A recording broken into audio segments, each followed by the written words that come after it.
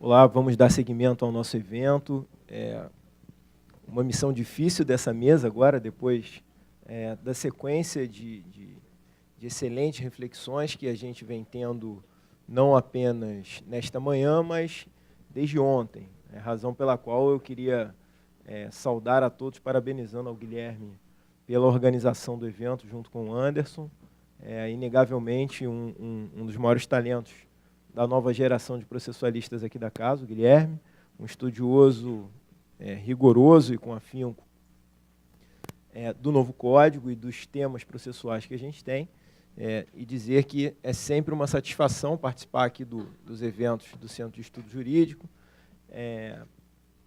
e numa semana onde não poderia ser melhor encontrar aqui o meu amigo e professor Vitor Farjala. Fui aluno do Vitor na graduação, na UERJ, e numa semana em que a gente só fala de reformas trabalhistas e de questões trabalhistas, num dia de greve e em complemento numa semana onde teremos aí uma final de campeonato como bons tricolores.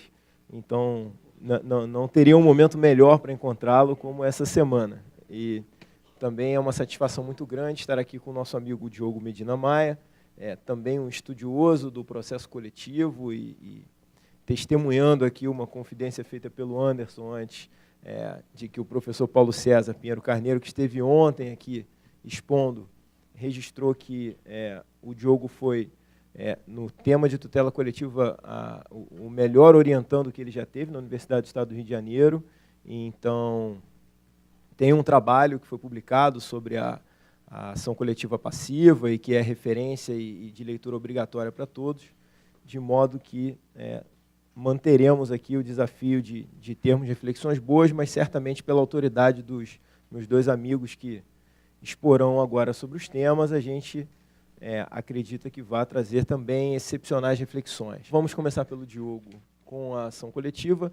O Diogo tem até um viés também profissional com relação ao processo do trabalho, de modo que eu acho que o tema vai ser bastante oportuno, o cruzamento dos dois temas, tanto o reflexo do novo Código de Processo no processo do trabalho, quanto na tutela coletiva. Eu acho que as duas exposições certamente se interligarão, até porque, num rápido histórico sobre o desenvolvimento da tutela coletiva, de alguma maneira ela vem num movimento de litígio chamado litígio de grupo, que em alguma medida tem uma correlação muito grande com os dissídios coletivos do direito do trabalho, as condições de trabalho, principalmente na época da Revolução Industrial, e onde se passou a discutir direitos que envolviam categorias que, pela situação social e mesmo profissional, tinham algum tipo de hipossuficiência. Então, a reorganização do desenho da jurisdição para atender algumas demandas relacionadas ao direito coletivo tem as suas raízes, sim, no direito do trabalho, de modo que os temas vão estar bem próximos. Então, sem mais tentar me aventurar num tema que os dois certamente trarão excelentes reflexões, eu passo a palavra ao professor Diogo Medina Maia, quem cumprimento pela presença aqui na nossa Procuradoria do Estado. Bem, bom dia a todos. Cumprimento a mesa, doutor Nicola, doutor Vitor Farjala, doutor Guilherme. Fico muito feliz em estar aqui hoje. É uma grande oportunidade poder compartilhar a mesa com pessoas tão técnicos do direito, né? Pessoas que conhecem tão a fundo, que têm tanta preocupação com o direito processual, especialmente, que é o direito do qual eu sou mais afeto. Eu queria fazer um registro inicial aqui a respeito da suposta confidência do professor Paulo César, porque ele é suspeito, ele é muito querido, ele é amigo querido. Então, o que ele disser, você tem que tomar com muita ressalva, muito cuidado, especialmente no momento que você diz isso, me bota uma posição bastante difícil. Eu já estava duelando aqui com a palestra do professor Nelson Neri, que tem uma memória prodigiosa, impressionante, e agora ainda tem que fazer frente a esse elogio do professor Paulo César. Mas, quando eu recebi o convite para vir falar aqui, aliás, eu queria até pedir uma ajuda. Eu trouxe um pendrivezinho, justamente pela minha memória não ter essa capacidade toda, e tem muito artigo de lei aqui para leitura, eu acho que facilita, se você me permitir, é um PowerPoint. Mas, quando eu fui convidado, acho que foi um recado, a minha secretária me falou, olha, tem uma palestra na PGE, processo coletivo, e no dia 28 de abril. E logo depois veio a questão da greve geral. Eu pensei, caramba, 28 de abril, já é meu aniversário, já sabia. É véspera de um feriadão, que eu estava planejando viajar. É véspera de um feriadão, sexta-feira. É o último dia do imposto de renda. E agora vai ter greve geral, assim, não vai dar certo. Então, eu tive uma ideia naquele momento. Eu falei, já sei, eu vou fazer um convite, uma festa de aniversário, vou botar o endereço da procuradoria, para ver se eu consigo encher o auditório. Mas logo depois eu recebi o e-mail, né, com a presença dos palestrantes que viriam. Eu falei, não, agora estou tranquilo, não é mais minha preocupação, porque também o desafio é a questão do processo coletivo, que não é muito querido. Na verdade, o processo coletivo ele desafia, ele desperta, melhor dizendo, paixões e ódios, porque é difícil. O doutor Nicola fez uma dissertação de mestrado na UERJ sobre tutela coletiva e sabe, talvez tenha sentido na pele a dificuldade que é pensar, teorizar sobre processo coletivo. Mas, para dar uma visão geral e inicial da coisa, eu costumo trabalhar com pequenos conceitos, até porque sempre dei aula em graduação e eu pensava, quando estava dando aula, em tentar trazer esses conceitos complexos do processo coletivo de uma forma bastante simplória. E pensando nisso, no domingo passado, vendo o Flamengo jogar e já comendo a pizza com as crianças, eu tenho 3 filhos, eu pensei em trazer uma forma de explicar aqui, porque são os conceitos mínimos que a gente tem que ter para depois desenvolver aqui no nosso assunto, né? Quando você fala em processo coletivo, você vai pensar em alguns conceitos. Um deles é a definição dos direitos objeto da tutela, né? A gente tem lá a definição padrão, inspirada nos estudos do professor Barbosa Moreira, dos direitos difusos, os direitos coletivos em sentido estrito e os direitos individuais homogêneos. Estão lá no artigo 81 do Código de Defesa do Consumidor, parágrafo único, incisos 1, respectivamente, 2 e 3. Ok. Quando você analisa aquilo ali e resolve entender o que eles são pela leitura gramatical, é bastante difícil você compreender exatamente o que cada um quer dizer. E, muitas vezes, dentro do processo, a gente fica duelando para saber se o que está sendo discutido é direito individual homogêneo, se é direito coletivo em sentido estrito, às vezes até se confunde com direitos difusos, e não raro também a discussão se o direito é heterogêneo, não é nenhum dos 3, e a hipótese não seria nem de defesa na tutela coletiva. Mas, pensando lá, comendo a pizza com as crianças, eu lembrei do Flamengo que tinha acabado de ganhar, óbvio, do Vasco, e vai ter agora a oportunidade também de, com todo respeito, então, enfrentar o Fluminense. Eu pensei, como eu explicaria para o meu filho para ele compreender aquilo? E essa divisão aqui do Código de Defesa do Consumidor, ela talvez possa ser tida assim com uma linha. Se tivesse uma linha imaginária ali entre o inciso 1, o 2 e o 3, a gente diria, olha, direitos difusos e direitos coletivos são uma espécie típica de direitos transindividuais. Os direitos individuais homogêneos, propriamente não são coletivos. Eles são direitos individuais que, por uma qualidade, e por uma conveniência, acabam sendo defendidos de forma coletiva. E aí eu pensei na bola de futebol e falei, João, é meu mais velho, imagina se uma bola de futebol é objeto de disputa. Você me ajuda? Estou com uma sede. Imagina se essa bola fosse objeto de disputa, todo mundo se dissesse dono dela, você conseguiria dividi-la? Não, pai, ela vai furar. Ela vai esvaziar e não tem mais futebol, perde a graça, é isso. O direito coletivo, estritamente falando ali, o direito típico transindividual, ele tem essa característica da indivisibilidade. Você não consegue dividi-lo. Diferente a pizza que a gente estava comendo ali. A pizza, normalmente, você fatia ela para comer, todos comem, atende individualmente a cada um, sem que necessariamente se destrua pela sua partição.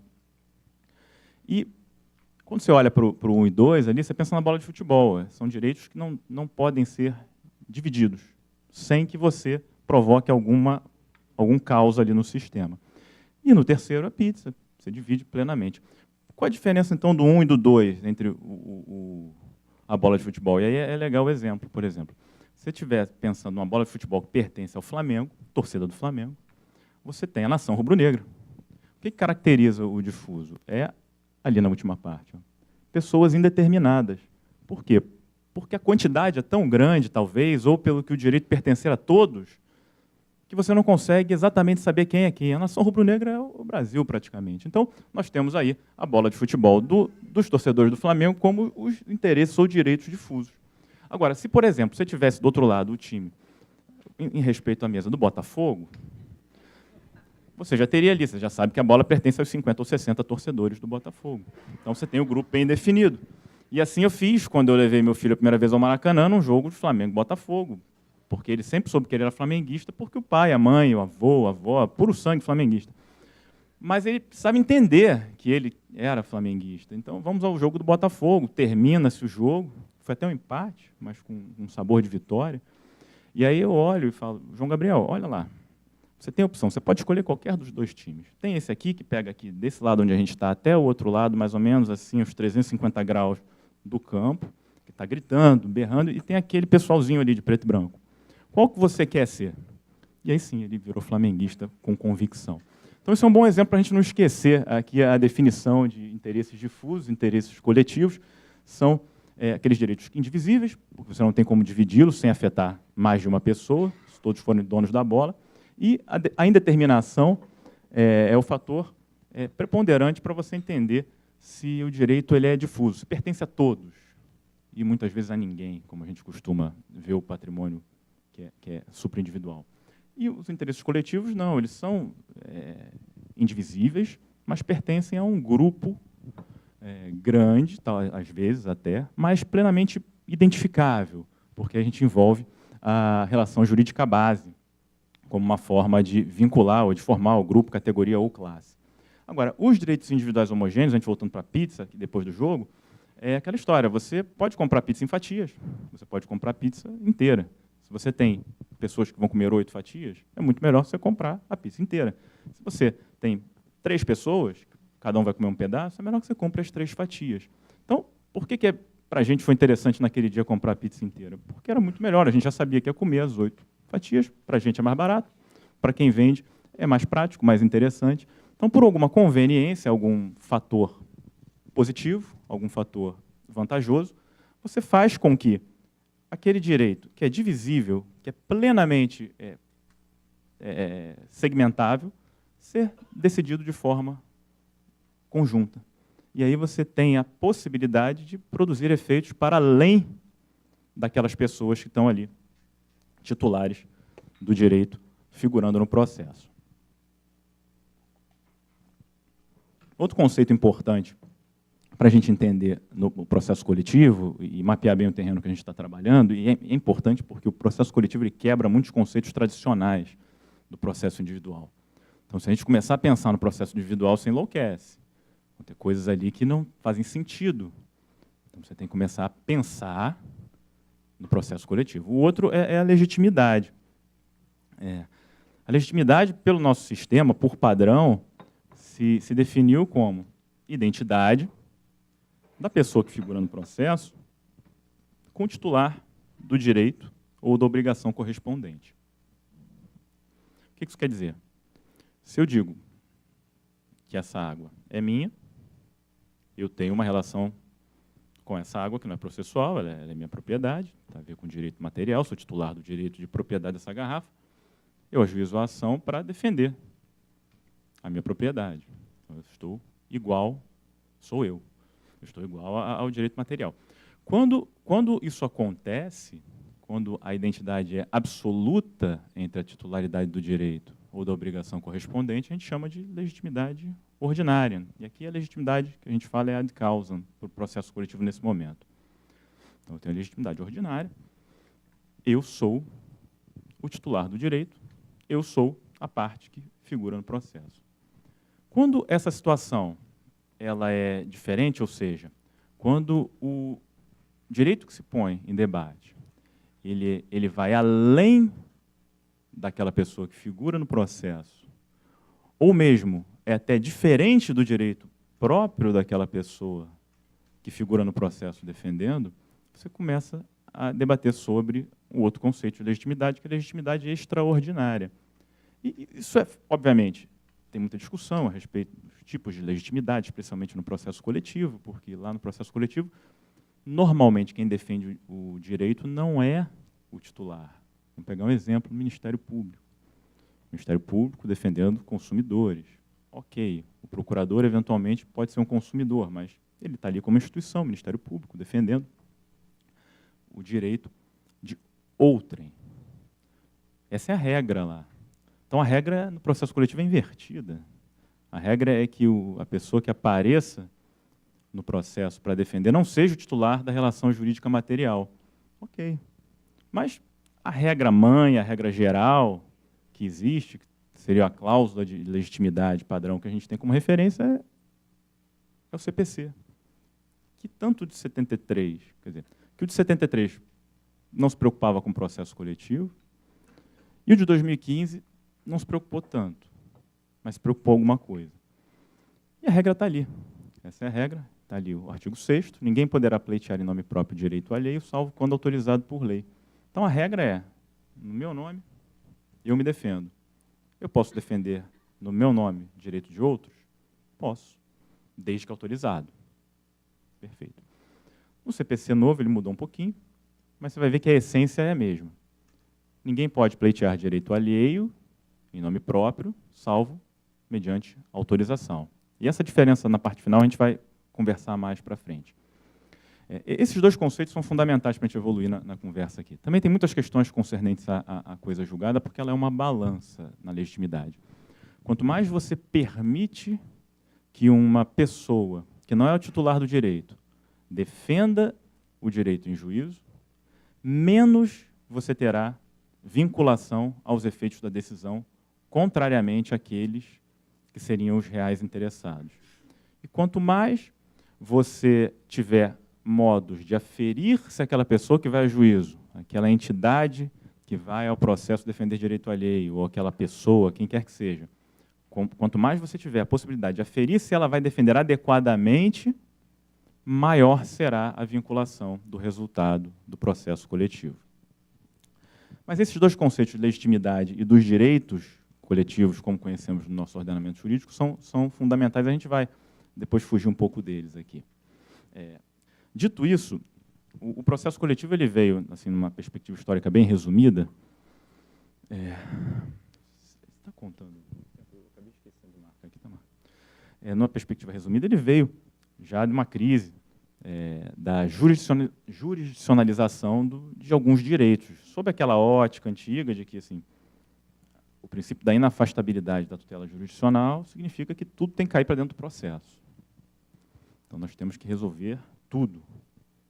Não é verdade, na verdade, o que a gente deve entender, pelo menos na minha ótica de processo, é que o processo deve ter aptidão para poder resolver tudo, mas não necessariamente deve ser aquele instrumento para resolver todos os problemas, até porque hoje os métodos alternativos de solução de conflitos até estão mudando de enfoque para os métodos adequados de solução de conflito, deixando o processo só para as hipóteses em que os métodos adequados não funcionarem.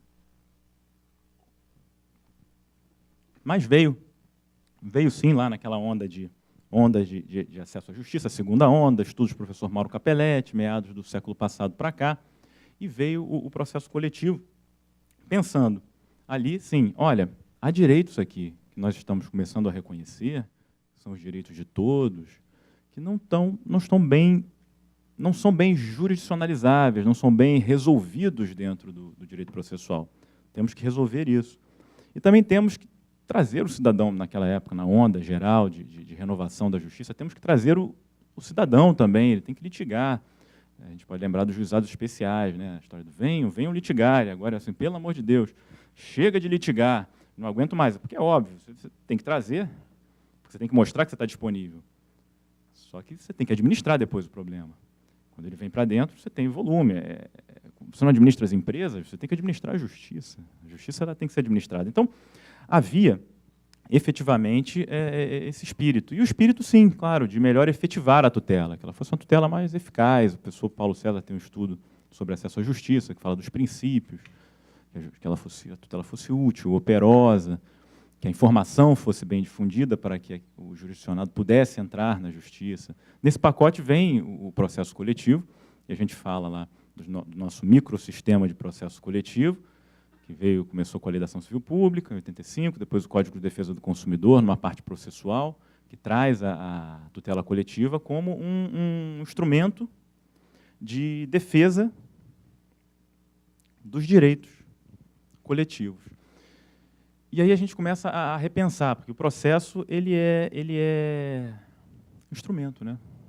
Já dizia o professor Dinamarca, a instrumentalidade do processo. O processo é uma ferramenta, ele é feito para se adequar às hipóteses de direito material que deve apreciar. Por isso você tem procedimentos especiais. Se você olhar, por exemplo, o procedimento de alimentos e o procedimento trabalhista, falando um pouco da minha área, eles são muito parecidos, porque se entendeu naquela época que os direitos trabalhistas têm natureza alimentícia, então você vai ter lá a defesa em cartório, os prazos muito parecidos. Você olha, você parece que é até uma repetição.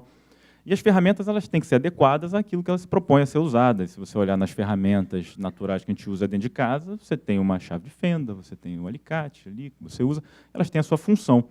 Às vezes elas têm pequenas diferenças, mas elas servem para propósitos muito parecidos. Quando os propósitos são muito distintos, elas são tão distintas quanto. E nisso, uma das primeiras coisas que a gente precisa entender aqui sobre o processo coletivo é que ele não é um instrumento de defesa de direitos coletivos. Ele é um instrumento de defesa coletiva de direitos. E faz toda a diferença. O ministro Teori tem um artigo bacana, o falecido ministro Teori tem um artigo bacana que fala sobre isso, né? Eu sou um instrumento de defesa coletiva de direitos. Não necessariamente eu defendo direitos coletivos. A prova está aí nos direitos individuais homogêneos, que são acidentalmente coletivos, é o que se diz. Não são tipicamente coletivos, são acidentalmente coletivos porque, por conta de algumas vantagens,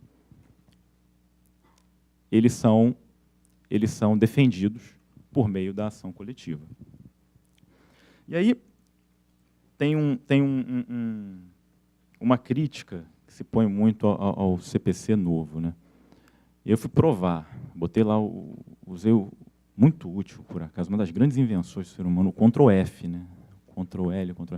Maravilhoso. Joguei o CPC Ctrl+F, escrevi coletivo, até o V, porque aí poderia ser coletivo, coletiva, coletivos, e voltaram 12 resultados.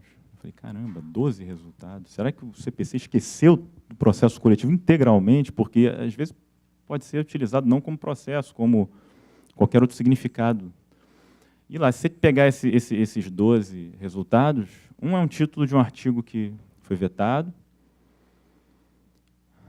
7 tem a ver com a parte dos recursos repetitivos, ou do IRDR, que diz que deve ser aplicado aos processos individuais ou coletivos, e sobram 4 que falam de alguma coisa que tem a ver com o processo coletivo como conhecemos hoje. E vem a crítica, e eu tenho ouvido muito isso. Absurdo, processo novo, Código de Processo perdeu uma grande oportunidade de botar o direito processual coletivo dentro do Código. Eu acho que tem uma explicação, primeiro, para isso, que nem sempre é observada. Quando foi eleita ou nomeada a comissão de juristas para apresentar a redação inicial do CPC, a gente tinha um projeto de lei, o projeto 5.139 de 2009, que tramitava, e ele tinha como objetivo ser o novo Código Brasileiro de Processos Coletivos. Não tinha um motivo. Você não podia entrar na seara do outro código. Era um código. Ele queria trazer o microsistema processual coletivo brasileiro e transformá-lo unificado num código.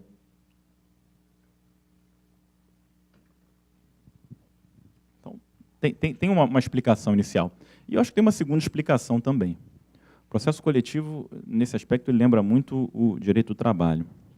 Meteu a mão para dar poder para o Ministério Público, botou a mão para dar poder para decidir coletivamente questões contra os grandes grupos de interesse que movem a nossa sociedade, tem uma revolta. Então, se você colocasse, eu acho que muita coisa de processo coletivo ali dentro, tinha uma grande chance da coisa ficar esquisita. E já tinha o seu projeto de lei de Código de Processo Coletivo e que, obviamente, foi arquivado. Não tinha a menor chance. Eu tenho depois um trechinho aqui do parecer de arquivamento. Ele é muito curioso, ele diz muita coisa. Mas, enfim, não era de se esperar que o CPC tratasse disso. Mas também tem outra questão. O CPC, na minha ótica, ele tratou, sim, de processo coletivo, mas de uma forma diferente. A gente está acostumado a ver o processo coletivo desse jeito aqui que eu apresentei para vocês. E o que eu costumo falar e desafiar é que a gente tem que olhar o processo coletivo de uma forma mais aberta. E não tratar de processo coletivo, mas sim da coletivização do processo. Porque se o processo coletivo é uma ferramenta de solução coletiva de direitos, pode haver outras, e há, que também resolvem coletivamente ou auxiliam na solução coletiva de direitos, e a gente não pode ignorar. E eu costumo trazer isso para o estudo do processo coletivo. Porque, no fundo, assim como as ferramentas se assemelham, a gente vai ver, o CPC ele fez isso, e com situações muito parecidas com a do processo coletivo, sem dizer que é processo coletivo. Quando você olha e você deposita as fichas no processo coletivo tradicional, você vai enfrentar muita resistência. Até porque o processo coletivo tradicional veio no seu momento. Ele tinha o seu objetivo, que era de trazer lides não jurisdicionalizáveis para dentro, defender direitos que não estavam adequadamente defendidos dentro do processo. A gente lembra dos danos de bagatela, que são aqueles que a parte, pessoalmente, jamais perderia tempo para buscar no judiciário a reparação de um dano de valor inexpressivo. E assim um legitimado que trouxesse todas essas questões em uma ação só, teria interesse, poderia ter até coletivamente uma repercussão econômica que valesse a pena, tinha os direitos transindividuais efetivamente, patrimônio histórico, meio ambiente, e tínhamos já alguma história, algum conhecimento de processo coletivo que vinha do processo do trabalho, esse anterior, esse bem anterior a esse microsistema como ele veio, porque ele propriamente não evoluiu, mas deveria, porque poderia ter pego boas lições, ele não evoluiu do sistema de processo coletivo do trabalho, que são os dissídios coletivos, os embates de coletividades, inclusive ambos os polos da relação. Então, ele foi criado, com algumas inspirações, possivelmente, mas ele foi criado pensando nisso. E ele começou a receber resistências, porque ele não resolve tudo. Quando você pensa no processo coletivo também, um dos objetivos, resolver a quantidade excessiva de demandas. Se tivesse sido eficaz, ninguém ia pensar em RDR, em recursos repetitivos. Vai lá, juíza uma ação, strike, resolve todos os problemas de todas as ações individuais que tratam da mesma questão. Mas nem o jurisdicionado gosta disso. A gente tem esse pensamento individualista, né, essa interpretação individual do processo legal, do devido processo legal, de que eu quero participar, eu tenho o meu direito de estar na corte. Então, o jurisdicionado também desconfiava. Tanto é que você tem a previsão na ação civil pública que o jurisdicionado pode requerer, uma vez ciente da ação coletiva, requerer a suspensão do seu processo e aguardar o resultado da ação. Com o resultado da ação coletiva, ele pode se valer in nutilibus da decisão e passar a executar aquela decisão em seu favor, e não ter que suportar o ônus de levar uma ação individualmente adiante. Agora, quantos fizeram isso? Eu não tenho o estudo, mas isso é raríssimo acontecer. Nas ações que a gente teve a oportunidade de estudar, de trabalhar, inclusive, é raríssimo. Até porque o advogado também diz, não, vamos continuar aqui. Porque aqui você vai ganhar, inclusive aqui tem meus honorários. Claro, óbvio. E ele foi contratado para aquilo. Aí você vai para o legitimado. O legitimado, na lei da ação civil pública e no Código de Defesa do Consumidor, são poucos. Então, houve uma preocupação muito grande em ter uma representatividade que a gente usa adequada. Só que ela é op legis, ela foi estabelecida pela lei, sem avaliação da efetiva qualidade do legitimado. Então, temos que ser conservadores, estabeleceu-se o Ministério Público. Posteriormente, numa briga grande, a Defensoria, temos algumas associações que cumprem determinados requisitos, pertinência temática. A associação não pode defender todo e qualquer direito, mas apenas aqueles que têm a ver com os seus fins sociais. Mas temos uma quantidade de legitimados muito pequenas para o efetivo problema, que são, no caso aqui falando, as demandas de massa, né, as demandas repetidas. Então, para isso, os legitimados não iam dar conta. E mais, para o juiz é muito ruim o processo coletivo, especialmente depois da emenda constitucional 45, que colocou a sua produtividade como um dos critérios lá de estatística de promoção. Ele vai julgar um processo que pode matar 100, 200, 500, 1000, 1 milhão, mas para ele julgou um processo.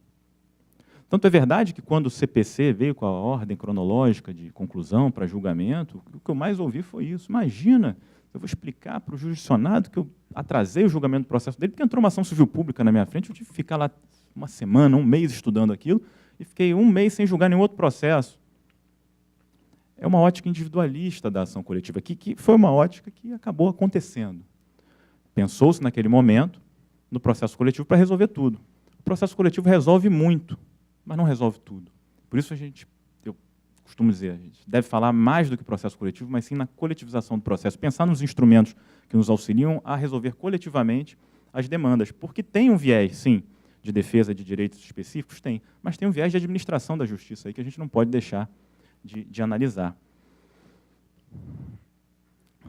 Depois que você consegue a decisão coletiva, você ainda tem o filtro, o gargalo danado da execução coletiva.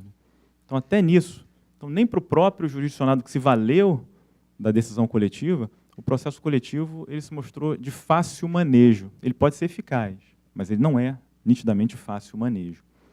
E a coletivização do processo, ela, olhando de outra forma, ela envolve outros elementos, como, por exemplo, e eu olho dessa forma, não que eu defenda como processo coletivo, mas eu olho dessa forma, ela envolve os instrumentos que o CPC trouxe.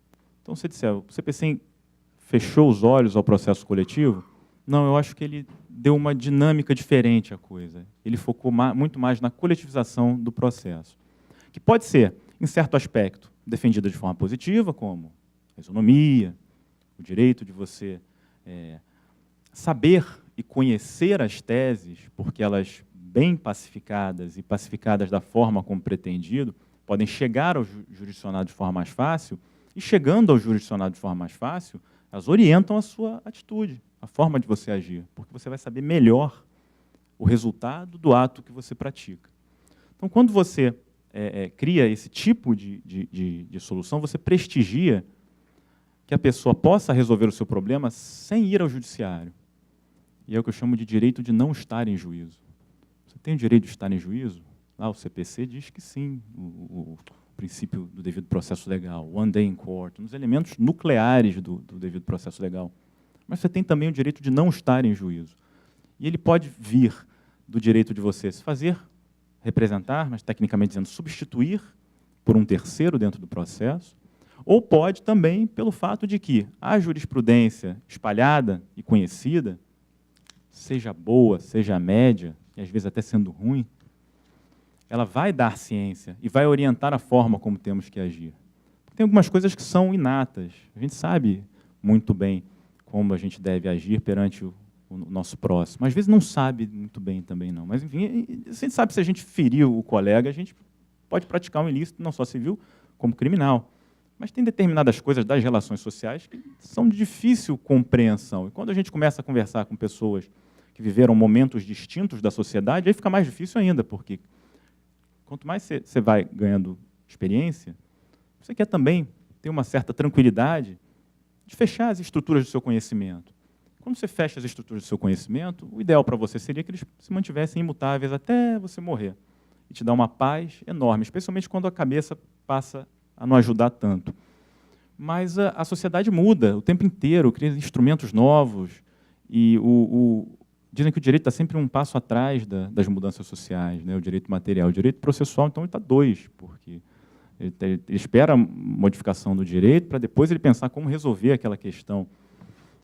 E quando você divulga melhor o direito da informação, que tem a ver com acesso à justiça também, é o direito de ser informado, de conhecer, de saber a repercussão dos seus atos, é a previsibilidade. A essência do sistema democrático, entre outras questões, é você saber se o que você vai fazer vai gerar o efeito X ou o efeito juridicamente Y. Então, você, tendo a oportunidade de não estar em juízo, você deve agradecer. E o processo coletivo, ele te permite fazer isso. E é a ótica do devido processo legal, é a ótica do processo devido processo legal sob a ótica coletiva. que é a ótica de você não tem necessariamente o direito de estar na corte. Você tem, sim, o direito de ser bem representado na corte. De lá, alguém que tenha capacidade para te representar, defender o seu direito, e você poder se valer do resultado daquilo, positivamente e, eventualmente, negativamente. Como o meu tempo está acabando, e eu achei que ele está passando mais lento do que eu imaginei, eu vou acelerar um pouquinho a questão. Onde é que a gente vê isso no processo, no CPC novo? A gente vai ver isso em dois instrumentos que já foram falados e bem debatidos aqui, nos quais eu não vou evoluir em detalhes, mas eu queria chamar a atenção de um aspecto aqui. No incidente de resolução de demandas repetitivas, eu vou passar direto, aqui é só o artigo que está ali, que eu faria a leitura. No sistema de julgamento de recursos repetitivos também.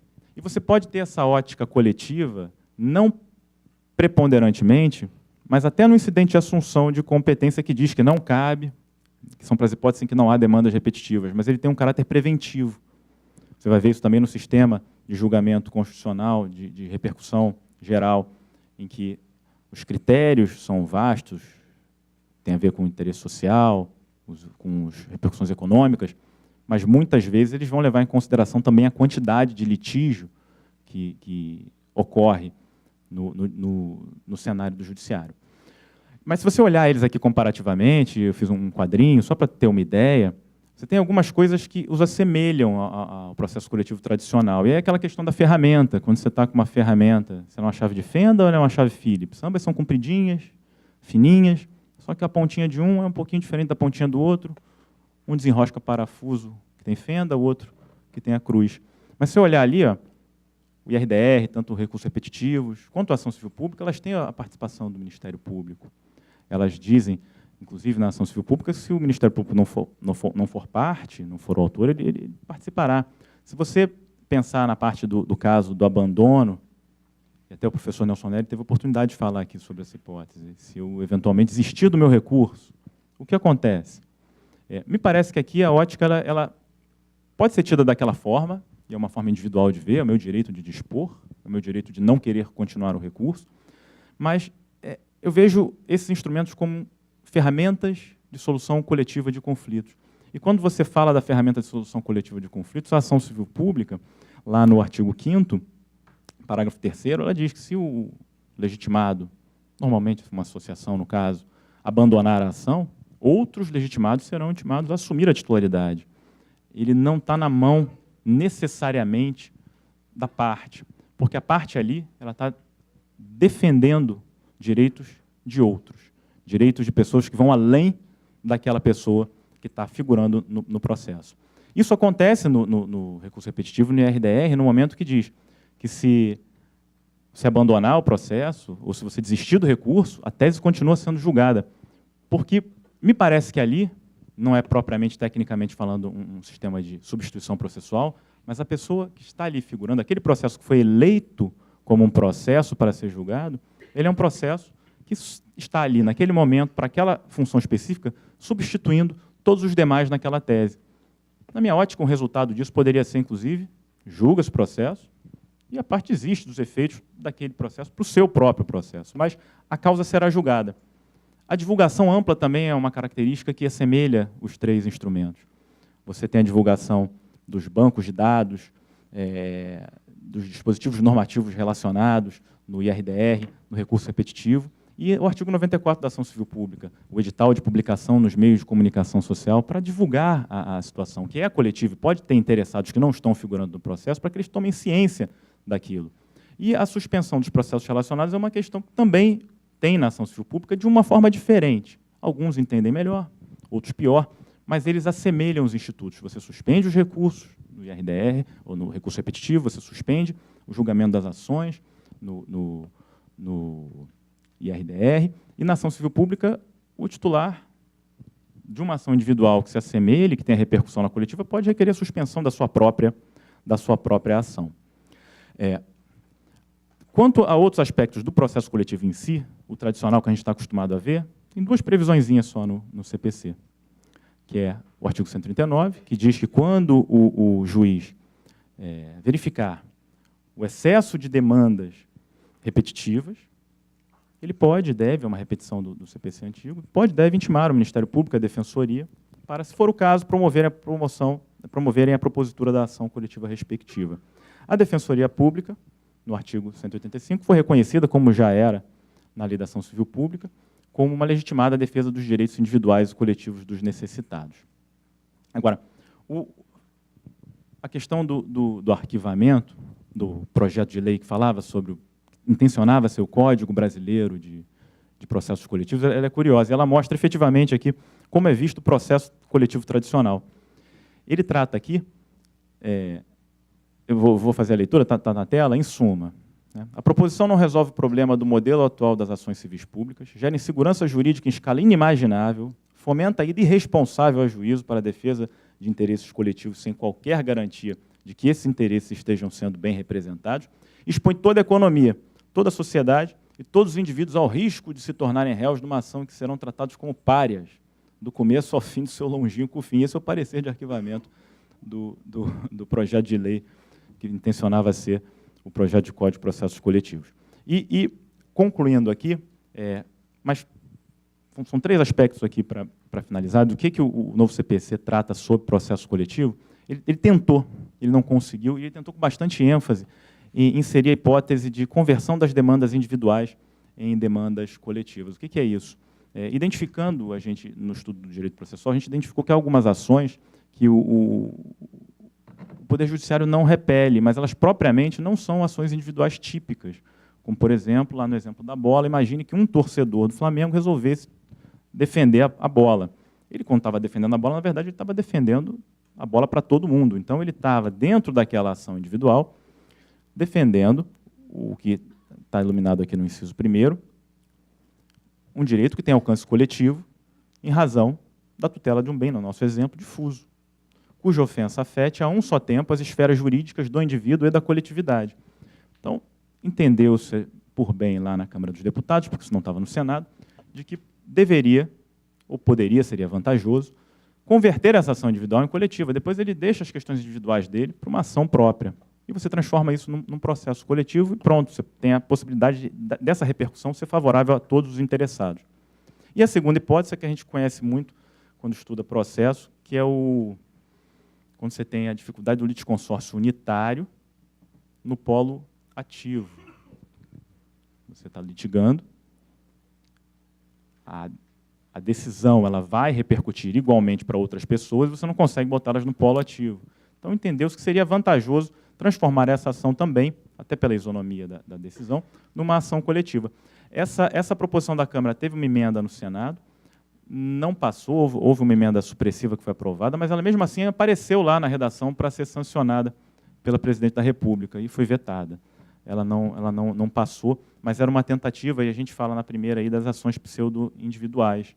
São ações que a gente se depara eventualmente e não tem como você afastá-la. Agora, quais são as razões do veto desse artigo, que são muito parecidas com as razões do parecer que foi aprovado para retirar no Senado essa previsão, mas acabou não saindo. Da forma como foi redigido, o dispositivo poderia levar à conversão de ação individual em ação coletiva de maneira pouco criteriosa, inclusive em detrimento dos interesses das partes. O tema exige disciplina própria para garantir a plena eficácia do Instituto. Além disso, o novo Código já contempla mecanismos para tratar demandas repetitivas. No sentido do veto, manifestou-se também a OAB. Não é bem a hipótese. Os mecanismos para demandas repetitivas eles não se confundem com o que era isso aqui. As demandas repetitivas são direitos individuais que são repetidos. É o exemplo clássico do direito individual homogêneo. Aqui, tinha até uma previsão específica no parágrafo 2º de que não caberia essa conversão em ações repetitivas para defender direitos homogêneos. Mas assim ficou, ou melhor, assim não ficou.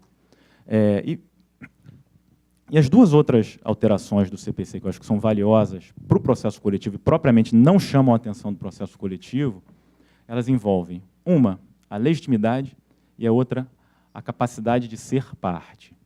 E isso passa ao largo do processo coletivo, se você fizer uma leitura do processo, do Código de Processo Civil. Mas, assim, a nossa redação hoje, ela diz: ninguém poderá pleitear direito à lei em nome próprio, salvo quando autorizado pelo ordenamento jurídico. Então, essa era a regra, e as legitimidades estavam lá na lei. Porque a redação do CPC de 73, ela falava, ninguém pode defender em nome próprio direito alheio, salvo por autorização de lei. E por muito tempo, e até hoje, essa interpretação vem sendo difundida. Se não está na lei, você não é legitimado, ponto final. E a gente tem essas previsões na lei, em processo coletivo, no CDC, tem na lei da ação civil pública, em processo individual, você tem a hipótese do assistente, no parágrafo único do 121, sendo revel, de qualquer outro modo, omisso ou assistido, o assistente será considerado seu substituto processual. Ele vai defender em nome próprio o direito de quem ele substitui, de quem ele assiste. E na obrigação indivisível, com pluralidade de credores, aquele que não participou do processo receberá a sua parte, deduzidas as despesas. Quer dizer, aquele que participou está defendendo o direito dos demais. Mas isso aqui é o histórico, eu posso disponibilizar esse slide. Originariamente, o CPC de 73, na previsão original da redação do artigo 6º, ele vinha dizendo que ninguém poderá pleitear em nome próprio o direito alheio, salvo quando expressamente autorizado por lei.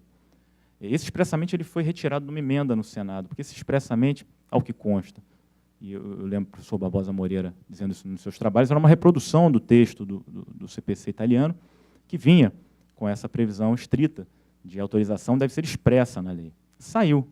E começaram a se defender que não, se a autorização não é expressa, efetivamente essa autorização da legitimidade ela tem que decorrer do ordenamento jurídico. Toda vez que houver necessidade de alguém defender um direito, ele não estiver expressamente legitimado pela lei, e isso provocar uma crise que possa entrar, conflitar e atingir o núcleo de grandes valores da nossa Constituição, você deve permitir que essas pessoas sejam legitimadas a atuar na defesa desse direito. E o exemplo prático disso,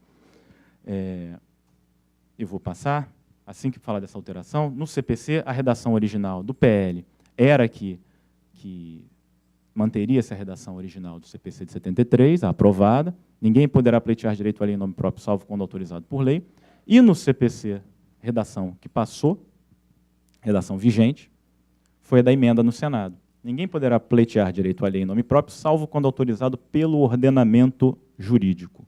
Pelo ordenamento jurídico. É a visão de que lei, a palavra lei, não se refere necessariamente à lei, sim ao ordenamento jurídico. Isso amplia o espectro e as possibilidades da ação coletiva, especialmente numa questão que é a legitimidade passiva, que é quando você defende os direitos homogeneamente lesionados. E essa é a minha conclusão, prometo. Os direitos homogeneamente lesionados. O que são os direitos homogeneamente lesionados? Eu cunhei isso quando eu estava estudando processo coletivo, que eu não consegui achar nenhuma expressão melhor. Você tem a coletividade no polo passivo, mas o sistema não nasceu para a coletividade estar no polo passivo, ele nasceu para a coletividade ser defendida, tanto que os efeitos da coisa julgada, se você observar na ação civil pública, eles defendem a tal ponto o grupo que nos direitos individuais homogêneos a improcedência não faz coisa julgada. E não faz coisa julgada e não produz efeitos, é como se fosse uma extinção sem resolução de mérito. Então há essa ótica de defesa do grupo. Mas hoje a gente vive uma sociedade que tem grupos organizados, e os grupos que podem lesar também. Quando você permite que a legitimidade ela deflua do sistema, você, não tendo a previsão expressa de que o grupo pode figurar no polo passivo de uma demanda, você pode começar a eventualmente, não digo nem eventualmente, você pode começar a defender esse tema, porque é um tema que já está na prática. Se você observar, na prática a gente já tem isso funcionando. Vamos lá. Ações que já estão previstas no sistema. A rescisória do réu contra o então autor coletivo, ele está no polo passivo. Os embargos de terceiro do executado de uma ação coletiva que o grupo estaria no polo passivo. Isso é padrão. Os dissídios coletivos da Justiça do Trabalho nunca foi novidade que a coletividade estivesse no polo passivo, tanto no ativo quanto no passivo, e às vezes nos dois lados, que é muito comum você ter o sindicato patronal, o sindicato profissional, você tem o que a gente chama de ação duplamente coletiva. Agora, a gente enfrenta, e a grande dificuldade hoje, que o CPC pode nos ajudar a ultrapassar, é a dos grupos despersonificados. Porque quando você tem uma associação, você consegue resolver. A gente vivenciou isso uns anos atrás nas ações de dissolução de torcidas organizadas, em que a forma os atos das torcidas eram tão graves e que você tinha que dar um jeito naquilo, defender, um jeito de controlar o grupo. Mas você não tinha como chegar no grupo. O que era o grupo? O grupo são uma difusão de pessoas que normalmente se valem até do seu anonimato, isso pode acontecer, não é que sempre aconteça, para praticar coisas que não praticariam se estivessem dentro da sala de casa ou se estivessem andando na rua sozinhos. Então, naquela época, usou-se lá, não tinha ferramenta adequada, vamos dissolver a torcida. E foi uma ação do MP paulistano para dissolver uma torcida organizada. No caso, tem um exemplo aqui, eu vou ter que pular, mas depois eu disponibilizo para você os fundamentos do MP, Gaviões da Fiel. Ações de interdito proibitório também foram e têm sido usadas. E são para a defesa de o que a gente chama, e o CPC traz, de litígios coletivos pela posse. Esse talvez seja uma novidade explícita, uma grande novidade explícita do CPC, porque esse não tem referência pretérita. O caso do Gaviões da Fiel, a petição inicial é bem interessante, a leitura é muito bacana.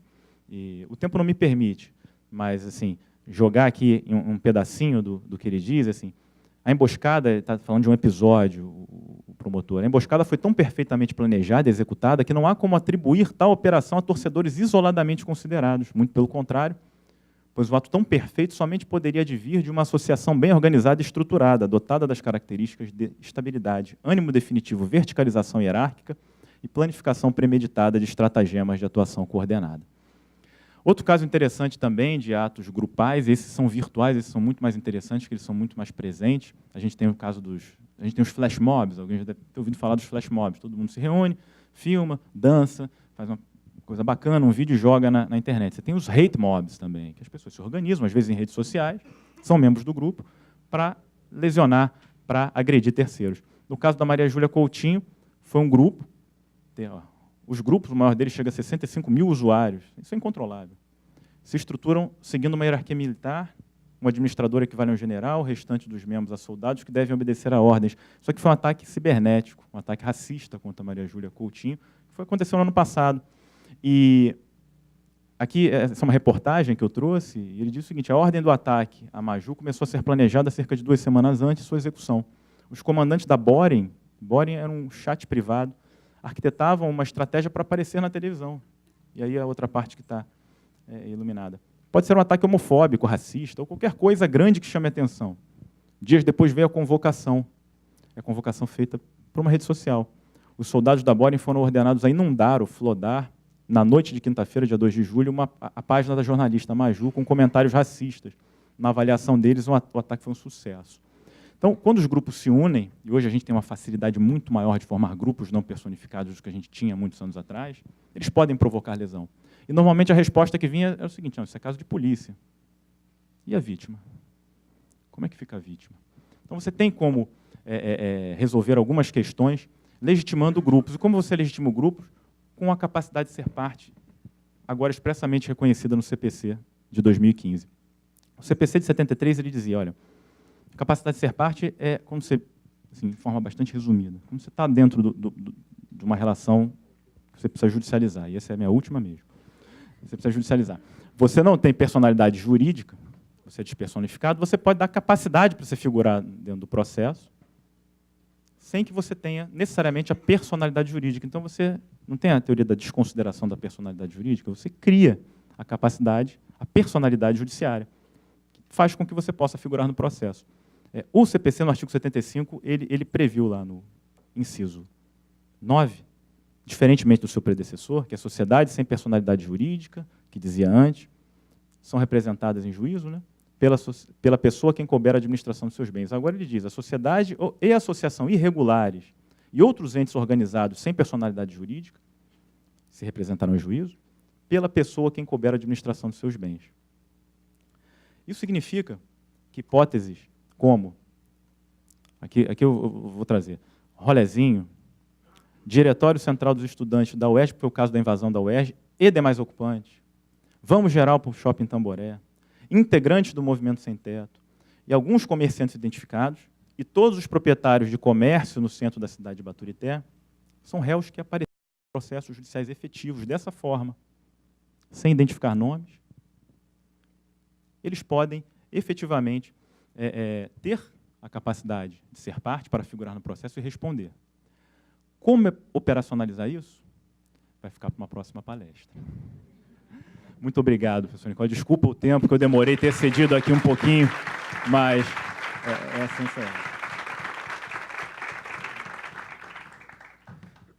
Obrigado, Diogo. Eu acho que foi bem detalhada a sua exposição, principalmente pela dificuldade que hoje a gente encontra em tentar fazer uma correlação entre o processo coletivo e o Código de Processo Civil. Como o professor Diogo colocou, nós tínhamos uma comissão de juristas tratando do projeto de lei para alteração do desenho do processo coletivo, e quando esse processo foi arquivado na Câmara dos Deputados, gerou-se ali uma saia justa muito grande em misturar os temas, considerando que você tinha duas comissões de juristas distintas, e a própria comissão era de pessoas extremamente abalizadas, o professor Kazuo Watanabe, a professora Ada Pellegrini Grinover, o professor Aloysio Castro Mendes.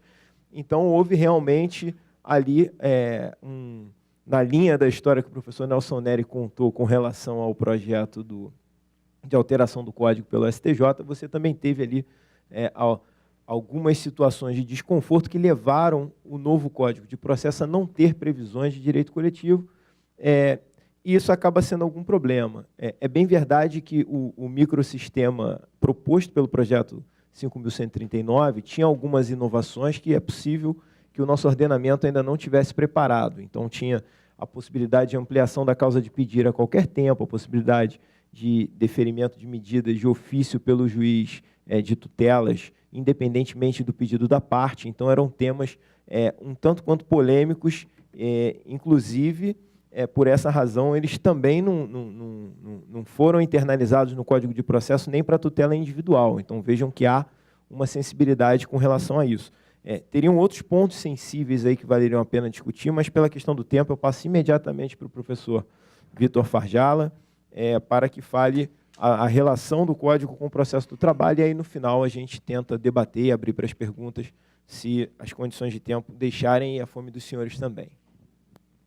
Então, boa tarde a todos. Eu, em primeiro lugar, agradecer, claro, esse convite amável, né, e as palavras que eu já ouvi aqui hoje. Eu quero só dizer o seguinte: eu tive sempre e tenho o maior orgulho de ter sido procurador do Estado do Rio de Janeiro. Casa fantástica, uma carreira jurídica inigualável, né? Então, por outro lado, eu sei que hoje, embora sendo dia de greve, não é de greve de fome. Então, eu tenho, né, me preocupo nos 7 minutos que me deixaram, sobrando 7 minutos, né? Seu Luiz está pedindo, desde que eu fui lá fora, ele está dizendo, pelo amor de Deus, eu quero almoçar. Então, nos 7 minutos que me sobraram, e ao pobre processo do trabalho, eu vou tentar, vou jogar fora isso tudo que eu já tinha imaginado falar para vocês. Não dá, porque também falar correndo não adianta, vocês acabam não percebendo, não captando. Então é melhor depois mandar para casa de vocês, ou me disponibilizar, como a gente faz na Globo News, né, de responder os e-mails que vocês mandaram. Quero dizer para vocês o seguinte: é muito difícil falar sobre o impacto do novo CPC no processo do trabalho. E por que é difícil? Exatamente, primeiro, por uma questão clara do direito material, né? O processo, com a sua natureza instrumental, ele não pode deixar de lado o direito material. E, quando você entra na discussão do direito material, e na funcionalidade que você queira dar ao processo, para atender ao direito material, começa toda uma divergência entre os próprios doutrinadores, entre os próprios juízes, principalmente entre os próprios juízes, e uma resistência muito grande por aqueles mais ferrenhos defensores de uma autonomia plena, absoluta, suficiente do processo do trabalho, de qualquer aplicação do processo civil. E por que eles pensam assim? Eles pensam assim porque eles acham que a tutela do trabalhador, a tutela do hipossuficiente, não pode deixar de ser atendida por um processo que dê uma ampla liberdade ao juiz para que praticamente ele possa construir soluções, uma espécie de um construtivismo, construir soluções independente e apesar da lei, desde que afeiçoadas ao que, num determinado momento, até por questões ideológicas, se reconheça ser o justo em relação ao trabalhador. Então, quando você pega isso e olha para o outro lado, e num processo civil dispositivo que, embora com todo o avanço, em razão da própria função social hoje da propriedade, né, da própria relativização, da coletivização, enfim, quando você olha para um processo civil que diminuiu o seu aspecto dispositivo para atender esse interesse social de solução dos conflitos, de que os conflitos sejam solucionados. Eu ainda sou do tempo que se dava entrada numa renovatória de contrato de locação comercial só para garantir que não haveria decadência, não decair do direito, e se deixava ali, deixava na gaveta e nos prosseguia, porque eu sou de um tempo em que eu ainda jogava bola de gude, mas eu sou de um tempo em que o princípio dispositivo era pleno e, portanto, o juiz não dava um despacho no processo sem que a parte requeresse. Muito bem. O que acontece? O processo do trabalho ele tem uma origem muito clara. A origem do processo do trabalho é a origem da própria justiça do trabalho, que, na era Vargas, surgiu com uma necessidade de um Estado, então totalitário, fascista, de absorver todos os conflitos. Então, o que fez Vargas? Ele absorveu, juntamente com esqueci agora o nome dele, o professor Nery. É impressionante, rapaz. Eu fiquei meio decepcionado com ele, porque teve um artigo que ele não lembrou. Ficou catando aqui. Eu fiquei meio decepcionado naquela hora. Porque ele não falhou ele lembrou de todos, inclusive da redação. Aquilo ele me deixou meio... Mas, enfim, o Duvaldo Viana, na época, né, ali dando suporte ao Getúlio Vargas, ele criou, inclusive, uma função normativa de uma justiça, e teve com isso uma briga com Valdemar Ferreira que não teve tamanho, um dos maiores, vamos dizer, colóquios, uma das maiores discussões, que foi dar à justiça uma função não tipicamente jurisdicional, que era o das sentenças normativas, estabelecer normas, as chamadas sentenças com alma de lei, corpo de sentença e alma de lei.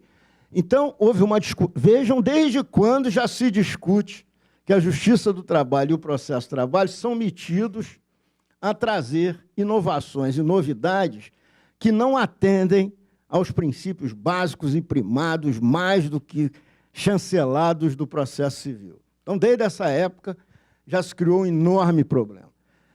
E a justiça do trabalho veio, num primeiro momento, num ambiente administrativo, só depois ela foi integrar o judiciário, ela veio para ser aquela justiça, e, portanto, com um processo que pudesse assegurar ao trabalhador, hipossuficiente, uma estrutura e um procedimento que fosse simples, módico, oral, célere, enfim, tudo aquilo que hoje o processo civil quer que seja. Que foi para onde caminhou o processo civil. Estranhamente, o que eu estou querendo dizer para vocês é o seguinte, a Justiça do Trabalho, ela acabou por trazer, né, no interesse de criação de uma justiça que desse rapidez e celeridade ao crédito de natureza alimentar, inclusive dispensando a presença de advogado, com o juiz postulando das partes, e, portanto, tinha que ser um processo simples, em que o empregado podia sair, acabar de ser despedido, atravessar a rua, entrar num balcão, sem precisar de advogado, dizer, olha, eu acabei de ser despedido, preciso de... Aí eu tinha lá um funcionário, por isso chama reclamação trabalhista, esse nome, inclusive, de características administrativas, reclamação e não ação, reclamação trabalhista, exatamente que era para que ele pudesse chegar, olha, eu fui despedido, foi, pagou alguma coisa, não, aí o próprio cara já botava aviso prévio, 13ª, etc. Tal. Uma justiça em que se poderia recorrer da decisão, chamado recurso ordinário, por simples petição, ou seja, também bastava o empregado, que não precisava, o trabalhador, que não precisava estar com uma defesa técnica de advogado, dizer que estava inconformado com a sentença, isso já seria suficiente para provocar a sua revisão em grau de recurso. Vejam que processo interessante que nós tínhamos. Absolutamente, isso sim é instrumentalizar um direito material.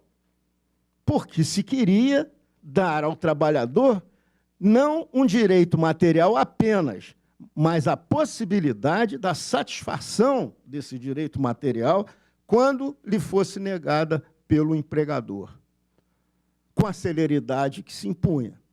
Então, vejam que processo inteligente que se começou a estabelecer no cenário jurídico brasileiro. E o que aconteceu? O juízo do trabalho, e eu posso falar isso porque é bom nessas horas você ter mais idade, porque você fala um pouco, né, pela experiência. Viu, Mediano? O juízo do trabalho, eles começaram a se sentir, porque a Justiça do Trabalho, os juízes eram juízes federais, mas não eram de primeira linha, vamos dizer assim. Os juízes do trabalho tinham uma classe um pouco menos, né? Então, os juízes do trabalho se sentiram diminuídos e o direito do trabalho era considerado... Quantos vocês conhecem na faculdade que estudam com vocês que gostam de direito do trabalho? Por aí vocês tiram a ideia. E, no entanto, tem juiz do trabalho aberto, eu não sei quando é que eles estudaram para isso. Então, por isso que a gente vê como as coisas andam. Então... porque você chega na faculdade, ninguém gosta de direito de trabalho. Aí tem um monte de juiz de trabalho, é lógico. Depois que ele passa, ele começa a cuidar de moto, de pesca, de casa fora, claro. Menos, direito de trabalho, Deus me livre. Então, vejam, nós tínhamos um direito, um processo absolutamente interessante e uma estrutura que depois passou a ser motivo de envergonha, que era a estrutura do colegiado a partir do primeiro grau, que eram as juntas de conciliação e julgamento. Mas por quê? Porque se você assegurava o juiz postulante da parte, não precisava de advogado, e se seu interesse era absolutamente o primeiro, era o conciliatório, em razão da importância do microconflito entre capital e trabalho, que era aquele conflito individual. Então, além de um juiz togado, você tinha os chamados classistas, que era exatamente para suprir eventuais deficiências das partes na ausência de advogados. E para tentar, conhecendo o chão de fábrica, como a gente fala, estimular a conciliação. Isso foi acabando. Hoje nós temos juízes monocráticos, muito inteligentes, mas às vezes que não conhecem nada, nunca entraram numa empresa, não conhecem uma relação de emprego. Até a babá deles, na época, não tinha protegido pela lei das domésticas. Então, eles não chegaram nem a conhecer a relação de emprego com a babá. Então, vejam, nós tínhamos um processo que foi sendo destruído pelos próprios juízes do trabalho e pela o próprio objetivo deles de se equipararem aos juízes federais. E, para isso, lutaram pela extinção dos juízes classistas. Acabou, se tornou uma justiça num juízo de primeiro grau monocrático. Acabaram com os classistas. O princípio da conciliação virou uma pergunta rápida. Tem acordo? Não. Então, aberta a audiência, quebrado o sigilo, não sei o que. Então, acabou. E, mais do que isso, com a aplicação abusiva e subsidiária, que quase se tornou a principal do processo civil. Por quê? Porque era uma maneira de mostrar que eles eram competentes. Aplicar o processo civil era mostrar que era um juiz de primeira linha. Portanto, e aplicar as normas processuais trabalhistas não revelava essa capacidade. Então, eu convivi com isso. Eu convivi com atas de ponta a ponta sobre o artigo tal do processo civil, artigo tal do processo... Então, o processo de trabalho foi sendo posto ao lado e foi entrando no processo civil. Por incrível que pareça, num determinado momento, e a partir da que eu chamo da evolução do processo civil e da involução do processo do trabalho, a sensação que dava é que o juiz do trabalho atravessava o Antônio Carlos para a direção do Tribunal de Justiça e o juiz do Tribunal de Justiça atravessava para o Tribunal do Trabalho. Porque o processo civil começou a perseguir soluções de simplicidade, celeridade, oralidade, sincretismo, concentração dos atos processuais, tudo o que era próprio do processo de trabalho. E o processo de trabalho foi se tornando complexo, como era o processo civil. Então, essa é a situação que nós temos hoje. A situação que nós temos hoje que causa todo esse tormento, quando se fala em aplicação do Código de Processo Civil no processo de trabalho, parece que não fizeram coisa pior lá atrás. Porque hoje o processo civil é um processo ótimo a ser aplicado nas relações de conflito para a solução de conflitos trabalhistas. Tanto que hoje ainda se discute se deve se observar o cumprimento da sentença do Código de Processo Civil, já ou a execução do Código do Processo de Trabalho. Nós não temos um código até hoje. O nosso sistema processual é o sistema das normas processuais trabalhistas, da aplicação subsidiária e agora também supletiva pelo artigo 15 do novo Código Civil, do Processo Civil, que é você, mesmo sem a lacuna, você poder, né, adicionar disposições do Código de Processo Civil. Por exemplo, um caso que eu considero exemplo disso é o da fundamentação da sentença, que também é alvo de muita resistência. Para quê? Não, tem que fundamentar. Fundamentação da sentença, porque se você analisar os dois dispositivos, vou dar uma de Nelson, né? O 832 também é o máximo, eu só vou no outro, eu já não sei. O 832 da CLT, eu acho que é o 489 do CPC, não é? Parágrafo primeiro, você vai ver que um se integra ao outro. Os parágrafos do artigo 489 do Processo Civil podem ser agregados ao 832 da CLT. Então, nada impede que se adote os fundamentos supletivamente, embora não haja lacuna, embora haja um artigo expressamente dizendo quais são os requisitos da sentença trabalhista, você possa supletivamente adotar. Mas, para continuar nessa coisa meio rápida, mas em tom geral, não dá para ficar descendo a detalhes com vocês hoje. Depois eu prometo que eu volto aqui um dia, a gente fica o dia inteiro, eles vão ficar felizes à beça, não se esqueçam de fazer isso. Então, o que eu estou querendo dizer é o seguinte: o processo civil hoje, ele merece uma resistência, ele tem merecido uma resistência, muito menos de ordem processual e muito mais, por incrível que pareça, de ordem material. Porque eles consideram que adotar o processo civil é adotar princípios de direito privado, puramente privado, dispositivo, no âmbito em que deveria prevalecer, na verdade, a inquisitoriedade, dada a natureza tutelar necessária e de proteção do trabalhador. Então, tem um componente ideológico muito forte nisso, gente. É muito difícil a gente ficar discutindo essas coisas, porque a aplicação do processo civil, o impacto do novo processo, sem perguntar, Vitor, qual é o impacto do novo processo civil no processo de trabalho? Nenhum. Nenhum. Pelo contrário, o impacto deveria ser suave, absolutamente suave, aquele meteoro que passa longe, tem problema, só faz a notícia. Você tem notícia, mas passou. Passou um outro dia, aí, não sei quantos milhões de quilômetros, está todo mundo já achando que ia acabar o mundo, passou. Então, é o impacto do processo civil novo no processo de trabalho, até porque nós não temos um processo de trabalho codificado. Sabe o que nós temos? Cada juiz de primeiro grau tem o seu processo do trabalho. Quem atua na Justiça do Trabalho sabe disso. Quando vocês recebem a chamada notificação, que é a citação do processo de trabalho, a notificação inicial dos tempos da reclamação trabalhista, tem um manual. O procedimento trabalhista vem no manual que o juiz manda fazer. Ele já começa te advertindo: não me venha com embargo de declaração, que eu posso lhe aplicar uma multa. Aí vem um e diz: se quiser testemunha, intima 15 dias outros. Aí vem outro e diz: se quiser testemunha, faça como no Código de Processo Civil e convide. Você diz: não, é audiência, se eu não trouxer testemunha, azar o teu. Aí vem outro: se eu não sei. Então, cada juiz do trabalho, quem milita na Justiça do Trabalho, vai observar uma desordem estrutural do processo de trabalho muito clara. Porque ele não é codificado e nem é sistematizado. Não havia, eu não vejo como, por exemplo, a execução trabalhista, a aplicação subsidiária que se faz é da execução fiscal.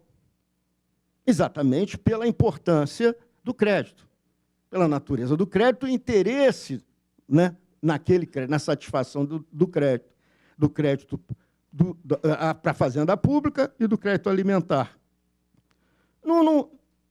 Os senhores precisam ver a dificuldade em que os juízes do trabalho hoje têm para aceitar aquilo que eles mesmos pediram, porque eu não sei se os senhores lembram, a emenda 45, já citada hoje pelo professor Nelson Neri, foi a reforma do judiciário, a Justiça do Trabalho estava para ser extinta. Ela vira e mexe, eles falam em extinguir a Justiça do Trabalho. Eles conseguiram, num lobby forte, além de não extinguir, aumentar e muito a competência da Justiça do Trabalho. E aí os senhores podem imaginar a confusão que se instalou para se trazer ações que não são tipicamente trabalhistas para a Justiça do Trabalho, com os juízes querendo julgar como se fosse reclamação trabalhista. Eu não preciso dizer o que isso causa, as consequências que isso gera, inclusive numa execução fiscal, né? Inclusive em ações, até mesmo em ações coletivas, né? Até mesmo no que a gente agora chama vulgarmente todas de ações civis públicas, né? Embora sejam ações, a ação civil pública é uma espécie de ação coletiva. E não ao contrário, virou o contrário, a ação virou. Nós falamos, o processo de trabalho, ele é tão rico. O direito de trabalho, gente, ele é um direito que as pessoas costumam não gostar dele porque não conhecem ele bem. Já viu aquelas pessoas que você tem uma certa antipatia, não vai com a cara? Mas depois que conhece, você começa, porra, esse cara é gente boa, rapaz, começa até a gostar do sujeito, é o direito de trabalho. É a mesma coisa. Porque ele foi realmente um direito novo. Você vê hoje em dia, a gente tem direito novo saindo pelo ladrão. Todo dia surge um direito novo. Quando, na verdade, direito novo é aquele que traz categorias jurídicas novas, que a ordem jurídica não conhecia. E o direito de trabalho trouxe as chamadas fontes autônomas do direito, os contratos coletivos, a convenção coletiva, o acordo coletivo, a autonomia da vontade privada coletiva. Olha, pô, numa época que o pessoal entrava no cacete quando pensava em greve, em paralisar e obrigar e dizer para os outros pararem também, como o trabalho.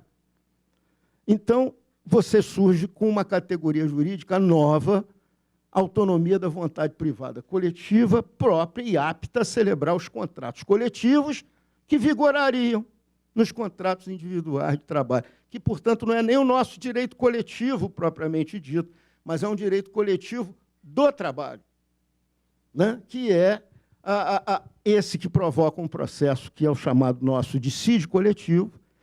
Enfim, como né, enfrentar as divergências surgidas de natureza ideológica, de cunho material, para pacificar as eventuais divergências que surgem entre normas processuais civis e normas processuais trabalhistas. Eu, de minha parte, não vejo essa dificuldade se você abstrair o componente ideológico material. Não vejo dificuldade, até porque se avizinha uma reforma trabalhista, estamos em greve hoje para que ela não venha, mas muito dificilmente não ocorrerá, que vai mudar o perfil do direito material do trabalho. Essa, sim, vai ser uma novidade. Não vai ser um novo processo civil. A novidade é que o novo perfil das relações de trabalho, com maior possibilidade de ajuste, até mesmo individual, dependendo do tipo de empregado que for, e com ajuste coletivo preponderando sobre o legislado, muda o perfil, traz um certo, o princípio dispositivo um pouco de volta para o processo do trabalho. Porque você vai trazer esse princípio dispositivo para as relações de trabalho. Você vai reinaugurar a autonomia da vontade nas relações de trabalho, o que vai tornar mais afeiçoado ao novo processo civil. Os conflitos materiais de direito do trabalho vão ficar bem afeiçoados ao Código de Processo Civil, que já não é mais o Código de Processo Civil dos tempos de um princípio dispositivo absoluto, da propriedade absoluta, do contrato sem função social daquela época. Então, ó, viu? Senhor Luiz, para de me ficar, eu estou acabando. Eu vou acabar aqui. Não foi nada disso que eu escrevi aqui. Mas foi culpa do meu amigo, que me deixou 10 minutos para falar, eu até me excedi. Era isso. Quer dizer, o que eu estou trazendo, então, na verdade, mais hoje, é uma reflexão. Vamos pensar nisso que eu falei. Vamos pensar nisso e ver como vai ficar, como vai andar, né, essa aplicação subsidiária e supletiva do novo processo civil no processo de trabalho. Muito obrigado a todos vocês.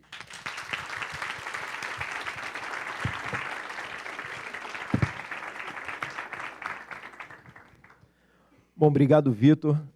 Vocês viram o nosso procurador-geral cumprimentando o Vitor e se referindo a ele como nosso eterno chefe trabalhista, e vocês veem as razões pelas quais existe tanta deferência da nossa parte pelo seu conhecimento, e ainda que num tempo breve, acho que você conseguiu fazer exatamente o que você disse no exemplo. Para nós que não estamos, talvez, e falo por mim, debatendo o direito do trabalho em algum tempo, ouvir você falar aqui, com essa paixão e com esse grau de detalhes sobre o direito do trabalho, nos faz refletir que realmente é um ramo do direito interessante, e você mencionou coisas importantes aqui, os métodos alternativos de solução de conflitos.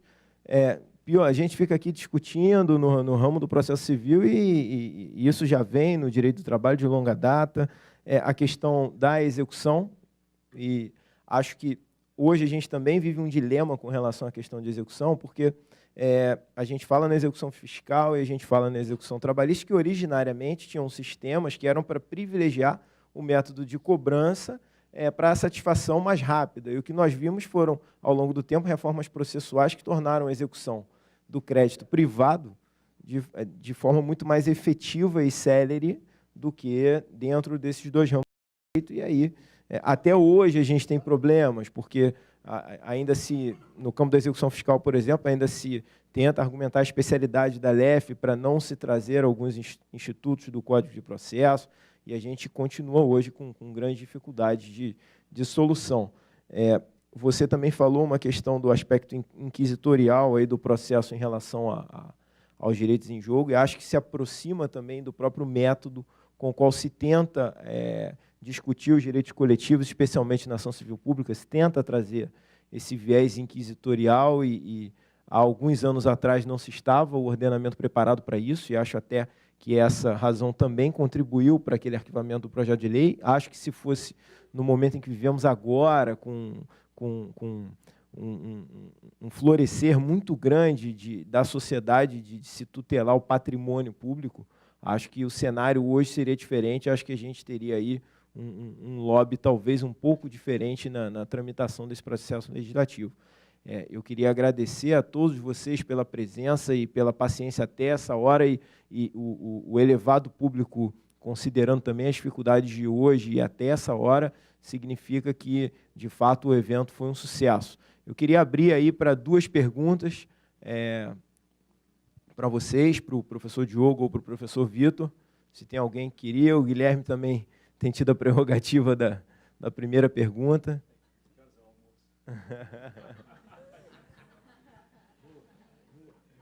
Mas queria saber, alguém tem alguma pergunta para fazer? Bom, então eu vou agradecer, cumprimentar mais uma vez o aniversariante aqui do dia, cumprimentar o Vitor pela presença que sempre nos honra. Com isso, então, declaro encerrada a nossa conferência de Processo Civil e a Fazenda Pública. Agradeço a presença de todos. Cumprimento o doutor Anderson mais uma vez pela organização do evento, o doutor Guilherme Socal. Desejo a todos aí uma ótima sexta-feira, um retorno tranquilo e em paz para casa e para os seus trabalhos. Obrigado.